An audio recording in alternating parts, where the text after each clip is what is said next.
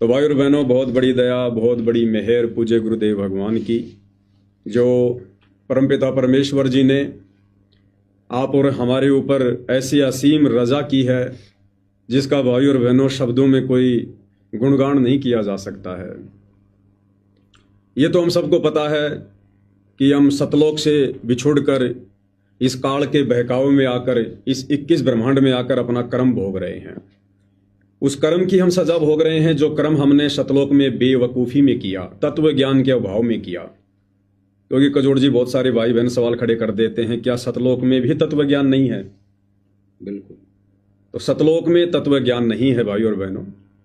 अगर सतलोक में तत्व ज्ञान होता तो इस तत्व ज्ञान का प्रयोग करके हम कभी भी इस काल के जाल में नहीं फंसते। एक कहावत है कि घर का जोगी जोगना, बाहर का जोगी सिद्ध, और दीपक तले हमेशा अंधेरा होता है। सतलोक में हमें हमारे पूज्य गुरुदेव भगवान की, सतगुरु रामपाल जी परमेश्वर जी की, अब चाहे इनको कबीर परमात्मा कहो चाहे सतगुरु रामपाल जी कहो, बात एक ही है।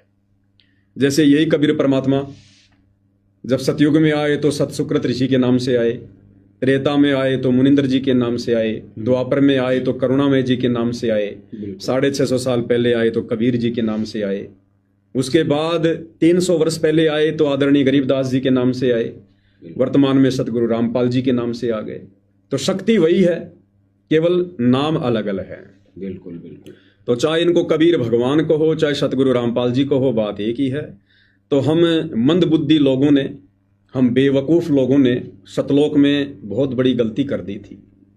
हम पहचान नहीं पाए अपने गुरुदेव को, अपने परमात्मा को, अपने महबूब को, और एक दो कोडी के जीव के पीछे लगकर हमने अपना कर्म फोड़ दिया। तो अगर सतलोक में तत्व ज्ञान होता या हम आत्माओं को तत्व ज्ञान की समझ होती तो कभी भी हम ऐसी गलती नहीं करते।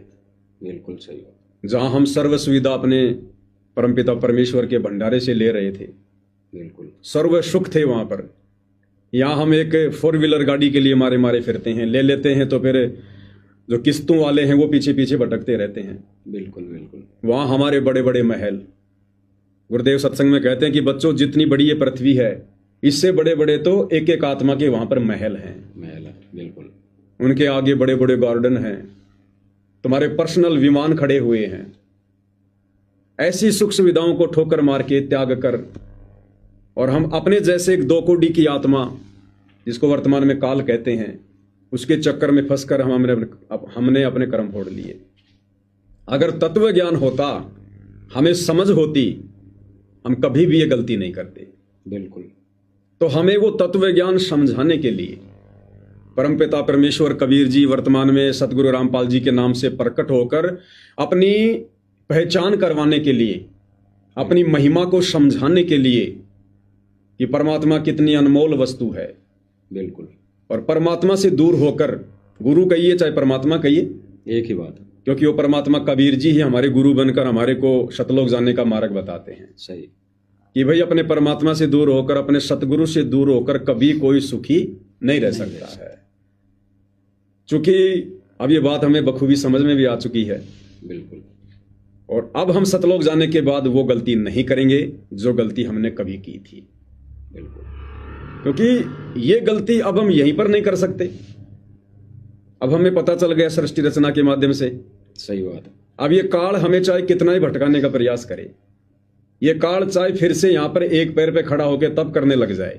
बिल्कुल। और चाहे हमें कितने बड़े बड़े लोभ लालच दे कि भाई ऐसा है, मैंने 21 ब्रह्मांड के अलावा और 40-50 ब्रह्मांड परमात्मा से ले लिए हैं, यहां तो मैं तुम्हें सुख नहीं दे पाया, लेकिन चलो तुम मेरे साथ, मैं तुम्हें वहां बहुत सुख दूंगा।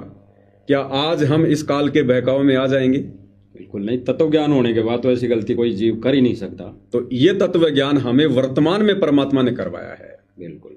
और अब ये तत्व ज्ञान होने के बाद, हालांकि सतलोक में जाने के बाद गुरुदेव भगवान कहते हैं कि बच्चों, तुम्हें तो कुछ भी याद नहीं रहेगा। बिल्कुल। कि तुम पहले काल के लोक में थे, तुम्हारे साथ में कैसे कैसे इसने जो है ये इस प्रकार का व्यवहार किया, तुम्हें गधा कुत्ता सुअर बनाया। सतलोक जाने के बाद हमें ये चीजें याद नहीं रहेंगी, लेकिन हमारे बाप को याद रहेगी। हमारे गुरुदेव भगवान सतगुरु रामपाल जी को सब याद रहेगा कि किन किन आत्माओं ने काल की जेल के मजे ले लिए हैं। तो परमेश्वर फिर दोबारा उस आत्मा को कभी भी भटकने नहीं देगा, भरमने नहीं देगा। और सतलोक यहाँ से जाने की पहली सीढ़ी है। सतलोक जाने के बाद, क्योंकि जो आत्मा यहाँ से मोक्ष प्राप्त कर जाएंगी, फिर उन आत्माओं को परमात्मा सतलोक में ज्यादा समय तक नहीं रखते हैं, क्योंकि फिर उन आत्माओं की भक्ति यात्रा ऊपर की हो जाती है। फिर परमात्मा अपनी उन प्यारी आत्माओं को ऊपर के लोक में भेजेंगे। सतलोक से ऊपर कौन सा लोक है? अलख लोक। फिर परमेश्वर हमें कुछ दिन सतलोक में रखकर भक्ति जो है वो करवाकर फिर हमारे को ऊपर के लोक में भेज देंगे। फिर जब कभी हमारी उस लोक में भक्ति पूरी होगी, फिर परमात्मा ऊपर के लोक में भेजेंगे, क्योंकि ऊपर के चारों लोक अविनाशी हैं, अखंड हैं, वो किसी भी देश काल परिस्थिति में नष्ट नहीं होते हैं। तो परमेश्वर को सब कुछ याद रहेगा, गुरुदेव जी को। तो परमात्मा फिर हमसे दोबारा कभी गलती नहीं होने देंगे, क्योंकि मालिक को पता है कि ये आत्मा अपनी सजा पूरी कर चुकी है। और आप और हमें यदि सतलोक में जाने के बाद भी ये याद रहा, इस काल के लोक के दुख, ये कष्ट, तो फिर हम उसको सतलोक की संज्ञा नहीं दे पाएंगे। क्योंकि जब ये बातें हमें याद आएंगी तो कहीं ना कहीं हमें दुख होगा, और फिर हमें ये भी नजर आएगा कि भाई मैं तो आ गया, लेकिन वहां जो मेरे बेटे थे, मेरी बेटियां थी, मेरी पत्नी थी, मेरे माता पिता थे, वो तो आए नहीं। फिर भी हमें कष्ट बना रहेगा।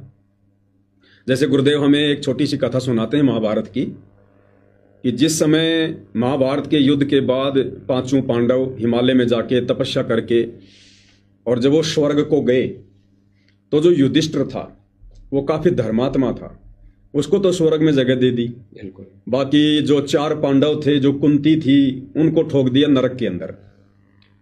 तो युधिष्ठिर को जब पता चला कि भाई मेरे परिवार वाले कहाँ हैं, क्योंकि स्वर्ग में जाने के बाद उसको याद रहा इस पृथ्वी लोक की पूरी कहानी। बिल्कुल। तो उसने कहा जी मेरे भाई कहाँ हैं, मैं उनसे मिलना चाहता हूं, मुझे उनकी याद आ रही है।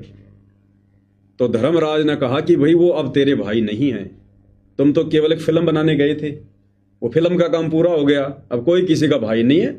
और धर्मराज ने कहा कि बेटा तू जो है तू मेरा बेटा है।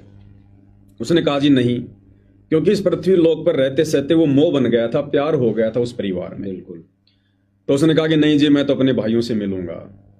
तो धर्मराज ने कहा कि भाई वो तो नरक में है। नरक में क्यों? भाई जैसा उन्होंने किया उसका फल भोग रहे।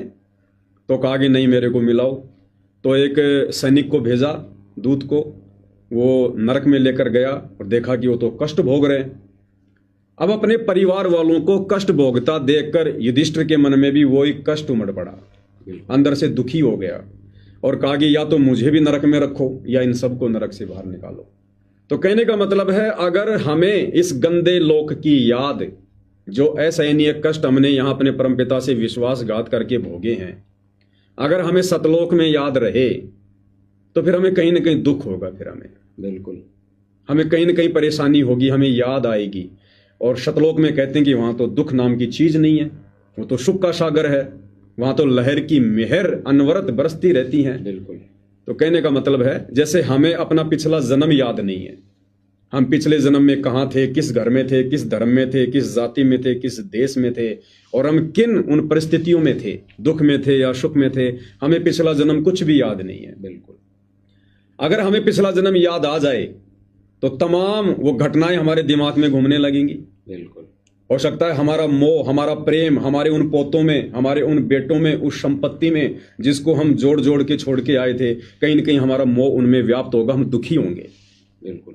तो जब ये कबीर परमात्मा हमें इस गंदे लोक में हमारा पिछला जन्म याद नहीं रहने देता, तो सतलोक तो सुख का सागर है, फिर वहां जाने के बाद हमें कुछ भी याद नहीं रहेगा। फिर परमेश्वर हमें ऊपर के लोकों में भेजेंगे और फिर हम कभी भी वापस ना ही तो ऐसी गलती करेंगे और ना कभी हम ऐसी सजा भोगेंगे। बिल्कुल। तो कहने का मतलब है, अब ये तत्व ज्ञान गुरुदेव भगवान आप और हमें इस पृथ्वी पर प्रकट होकर इसीलिए करवा रहे हैं, ताकि अब हम भली भांति से अपने परमेश्वर की महत्वता को समझें और हम उनकी समर्थता को समझें और उनके अंदर अपनी लगन लगा के, अपनी सुरती लगा के, अपना तन मन धन मन कर्म वचन से वार के और हम सतलोक जाने की तैयारी करें। बिल्कुल। बिल्कुल। तो सतलोक में तत्व ज्ञान नहीं है। गुरुदेव तो ज्ञान का सागर है, परमात्मा तो ज्ञान का सागर